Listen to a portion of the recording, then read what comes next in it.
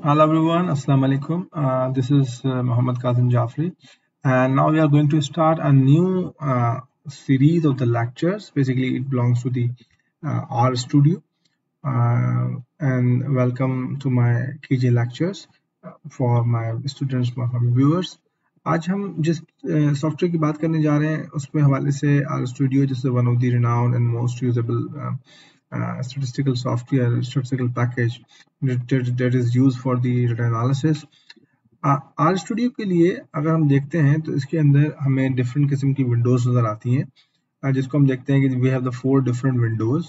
और क्योंकि इसके जो इसका ओवरव्यू है, इसका जो प्लेटफॉर्म है जिसका हमें नज़र आ रहा है, उसको हमें समझने के लिए कि इसका किस किस विंडो में किस किस तरह के हम काम कर सकते हैं। So we start from the first window that is basically on the extreme left. It is called the script window. क्योंकि स्क्रिप्ट विंडो जो है वो आपको क्या काम करती है कि यहाँ पर आप अपना पूरा प्रोग्राम का जो है वो स्क्रिप्ट लिखते हैं कि आपका जो भी आपका कोड लिखा जाएगा वो सारा यहाँ लिखा जाएगा। तो ये तो बहुत इंपॉर्टेंट विंडो है इस पॉइंट ऑफ व्यू से कि आपका सारा प्रोग्राम यहीं पे ही बेस कर रहा होगा। उसके बाद जो हमें दूसरी विंडो की हम बात कर सकते हैं वो है हमारे पास एनवायरनमेंट में अगर आप गौर से देखें तो यहाँ पर आपका सारा डाटा जो है वो यहाँ पर आ जाता है। Data mean in that sense कि whatever data you are going to import या आप खुद जनरेट कर रहे हैं, यहाँ पर हम बेसिकली डाटा फ्रेम का वर्ड भी यूज करते हैं। ये सारा डाटा हमारे पास यहाँ पर एनवायरनमेंट में आ जाएगा। इसके बाद we move towards the R console. देखिए याद रखिए कि आर और आर स्टूडियो दो डिफरेंट चीज़ें मैंने बताई थी आपको कि आर कंसोल उसका बेस है और आर कंसोल की बुनियाद पे ये आर चलता है। तो आर की कंसोल की जो विंडो है वो हमें लेफ्ट पे नज़र आती है, एक्सट्रीम लेफ्ट पे, और फिर packages and graphics and output जो है वो हमें फोर्थ विंडो में राइट साइड पे नज़र आ जाएगी, जिसकी बुनियाद पे हम देखते हैं कि जितने भी जो पैकेजेस हैं इसके आर स्टूडियो के वो सारे यहाँ पर सेव हो रहे होंगे और यहाँ से हम चीज़ों को देख सकते हैं। अगर ये चारों विंडोज़ का बेसिकली इंट्रोडक्शन था कि अगर आपके सामने जब भी आर की कोई विंडो सामने आती है तो ये चारों विंडोज आपके पास होती हैं। हम देखते हैं कि जो आर कंसोल इसके अंदर एम्बेडेड हुआ है जिसके ऊपर ये सारा काम चल रहा है। आर स्टूडियो बेसिकली खुद क्या है, अगर मैं आपको अलग से एक आर कंसोल दिखाऊं, so R console the main software, तो हम देखते हैं कि आर कंसोल की एक बिल्कुल ये प्रोग्रामिंग लैंग्वेज का एक सॉफ्टवेयर था क्योंकि वो ज़्यादा फ्रेंडली यूज़र नहीं है। आर स्टूडियो उन्होंने फ्रेंडली यूज़र बनाया, ऑप्शंस हैं, विजुअलाइजेशन बड़ी अच्छी है, ऑप्शन नज़र आ जाते हैं। तो ये बिल्कुल मेन विंडो है जो आर कंसोल की है, ये हमारे आर स्टूडियो के अंदर एम्बेडेड है और वहाँ पर हम यूज़ करेंगे। But we are not going to learn directly R console, हम आर स्टूडियो सीखेंगे जिसकी बुनियाद पे हम सारे फंक्शंस जो है वो परफॉर्म कर सकते हैं। So I think we back to the R studio. Okay, so अब आर स्टूडियो पे अगर वापस जाते हैं तो यहाँ हम चीज़ों को कुछ सीखना शुरू करते हैं कि हम कैसे देख सकते हैं कि व्हाट इज़ आर स्टूडियो। तो हमें मुख्तलिफ कमांड से हेल्प लेनी है। हम पहले जो कमांड लेने जा रहे हैं वो बेसिकली है हेल्प कमांड की। हम देखते हैं कि हेल्प कमांड जो है वो किस तरह से काम करती है। देखिए आप जैसे हेल्प लिखेंगे ना तो ये ब्यूटी है आर स्टूडियो की, जैसे आप लिखते हैं ना कमांड खाली तो आपके आगे एक विंडो नज़र आ जाती है कि जिसके अंदर आप देखते हैं कि भाई आपको येलो कलर की विंडो दिखाता है जिसमें बताता है कि आप करना क्या चाहते हो। बेसिकली ये आपको एक इंफॉर्मेशन मैसेज आपके सामने खोल देता है। तो मैंने लिखा कि यार मुझे हेल्प, मुझे ब्रैकेट में जो भी मुझे कमांड सीखनी है, मुझे अभी पता नहीं है, मैं आर सीखना चाह रहा हूँ, मुझे पता नहीं है कि भाई मीन किस तरह चलता है, स्टैंडर्ड डिवीजन किस तरह चलता है, तो मैं हेल्प लिख के उस ब्रैकेट में उस कमांड को लिख दूंगा ना तो मुझे वो उस कमांड के बारे में मालूमात दे देगा कि भाई बेसिकली इस कमांड के बारे में आपको किस तरह की हेल्प मिल सकती है। अब अगर आपको कोई भी कमांड रन करनी है आर स्टूडियो में तो आप स्क्रिप्ट में इसको लिख के एंटर कर देंगे तो वो रन नहीं होगी। एंटर करने से खाली रन नहीं होगी, आपको बेसिकली अगर उसको रन करना है तो आपको लिखना होगा ऑल्टर एंटर, ठीक है। तो टू रन द कमांड तो you must have to punch the keys alter plus enter. अब वो कमांड देखें आप ये रन हो जाएगी। देखें जैसे ही कमांड रन हुई तो राइट साइड के अंदर जिसके अंदर हमने पैकेजेस और ग्राफ्स की बात की थी, ये बेसिकली आपके पास इंफॉर्मेशन विंडो थी, इसके अंदर आपने देखा उसने आपको पूरी एक किस्म की अर्थमेटिक मीन जो है उसकी एग्जाम्पल भी दे दी है, पूरी नीचे डिटेल इन्फॉर्मेशन दे दी गई कैसे चलता है इसकी। अगर आप इसको कोई प्रोग्राम लिखना चाहते हैं तो छोटा सा प्रोग्राम भी उसने लिख के दिया एग्जाम्पल के तौर पर कि आप इसी को पेस्ट करें, स्क्रिप्ट विंडो पे और आप मीन कैलकुलेट करना सीख सकते हैं। तो हेल्प का बहुत अच्छा ऑप्शन आर स्टूडियो में एग्जिस्ट करता है, यहाँ से आप इस चीज को ले सकते हैं। ओके, सो हेल्प एक और चीज की हम लेना चाहते हैं कि अगर हम कोई लिखते हैं हेल्प कीजिए, तो आप देखें कि ये हमें उसके बारे में कहता है कि मैं जानता नहीं हूँ इसको कि ये क्या चीज़ है। ठीक है, तो हमें कमांड जो है वो स्पेसिफिक देनी होंगी, यानी कि जिसके बारे में आर स्टूडियो जानता हो। ऐसे मीन एक कमांड है, इसलिए उसने उसके बारे में बताया। अगर हम देखना चाहते हैं कि यार कोई ऑपरेटर जो होते हैं, less than, greater than, plus, minus, ये कैसे परफॉर्म करते हैं, तो इनको याद रखिए, इनको हमें कोटेशन की शक्ल में देना होगा। डायरेक्टली हम इनको नहीं दे सकते, इनको कोटेशन की शक्ल में देना होगा। जैसे ही मैंने इसको कोटेशन में लेस देन लिख के एंटर किया, तो आप देख सकते हैं कि यहाँ मुझे उसने एक रिलेशनल ऑपरेटर के बारे में बहुत सारी मिसालें दे दी कि ये जो ऑपरेटर है वो आर स्टूडियो में greater than, less than equal to, greater than, less than equal to, इस तरह की बहुत सारी चीजों में यूज हो सकता है। अब हेल्प के बजाय मैं क्वेश्चन मार्क की कमांड भी यूज कर सकता हूँ कि अगर मैं क्वेश्चन मार्क लिख के उसके आगे लिख दूं सम, तो मुझे सम की एक कमांड है, उसके बारे में पूरी इत्तला उसने दे दी कि भाई राइट साइड पे कि सम बेसिकली करता क्या है। लेकिन याद रखिए कि सम, मीन, ये कमांड एग्जिस्ट करना जरूरी है आर स्टूडियो में। अगर आप कोई रैंडमली कोई वर्ड लिखेंगे या किसी चीज की गलत स्पेलिंग लिखेंगे, ये केस सेंसिटिव है, मतलब इसके अंदर कैपिटल वर्ड्स की और स्मॉल लेटर्स की अपनी सिग्निफिकेंस है। तो अगर मैंने समेशन लिख के क्वेश्चन मार्क लिख के सम लिखा, तो मुझे उसने राइट साइड पे सम की पूरी मिसाल दे दी।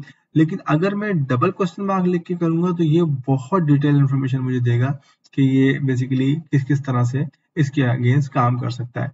तो अगर मैं सिंगल क्वेश्चन मार्क लिखता हूँ तो ये मुझे सिंपल देगा, और अगर मैं उसको डबल क्वेश्चन मार्क के साथ कोई कमांड लिखूंगा तो ये मुझे बहुत डिटेल में उसकी एक्सप्लेनेशन दे सकता है। अब यहाँ तक तो बात थी कि आप हेल्प ले सकते हैं, समेशन कर सकते हैं, लेकिन अगर if you want to take the example of any command, so आप इस तरह से भी कर सकते हैं कि आप एग्जांपल लिख के ब्रैकेट में उसका जिस जिस जिस जिस कमांड की आपको एग्जांपल चाहिए, आप चाहते हैं कि भाई आर इस पे काम कैसे करता है, तो फिर एग्जाम्पल में वो आपको एग्जाम्पल बाकायदा प्रॉपरली करके दिखाएगा कि आर में एक एग्जाम्पल आपको परफॉर्म करके दिखाएगा। अब एग्जाम्पल और मीन लिखा तो उसने ऑटोमेटिकली राइट साइड में जहाँ पर डाटा होता है, आप देख सकते हैं वहाँ पर उसने एक वेरिएबल जनरेट किया एक्स, खुद ही एक डाटा जनरेट किया कि एक्स की वैल्यू है 0 टू लेकर 12 तक, और अब नीचे उसने वेरिएबल लेने के बाद और उसकी एक एग्जांपल परफॉर्म कर दी। लेकिन सम टाइम एग्जांपल जिन लोगों को आर बिल्कुल भी नहीं आता, तो वहाँ थोड़ा सा प्रॉब्लमेटिक होता है।